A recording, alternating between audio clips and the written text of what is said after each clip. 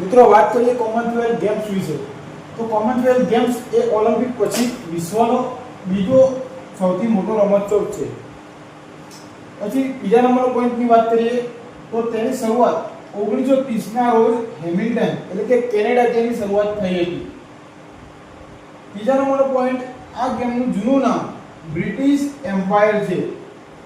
તો મગજમાં યાદ રાખજો કે આ ગેમનું નામ, કોમનવેલ્થ ગેમનું નામ બ્રિટિશ એમ્પાયર નામ છે, જેનું જૂનું નામ. પછી ચોથા નંબરના પોઈન્ટની વાત કરીએ મિત્રો, તો કોમનવેલ્થ ગેમ્સ એ ગેમ્સનું આયોજન દર 4 વર્ષે કરવામાં આવે છે. કોમનવેલ્થ ગેમ્સનું આયોજન દર 4 વર્ષે કરવામાં આવે છે. એ પણ ક્યારે? ઓલિમ્પિકની મધ્યમાં, એટલે ઓલિમ્પિક થવાની હોય એના મધ્યમાં કોમનવેલ્થ ગેમ્સનું આયોજન કરવામાં આવે છે. હવે 2026 માં આ ગેમ્સનો યજમાની કયો દેશ કરશે? 2026 માં કોમનવેલ્થ ગેમ્સની યજમાની કયો દેશ કરશે એ તમારે કોમેન્ટમાં મને જણાવવાનું છે.